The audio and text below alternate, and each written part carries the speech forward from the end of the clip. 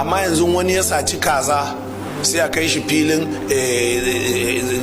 kwaryar kira, hannunka da yawa, duk wasu filaye na gidajen rediyo sai a kai shi ya saci kaza.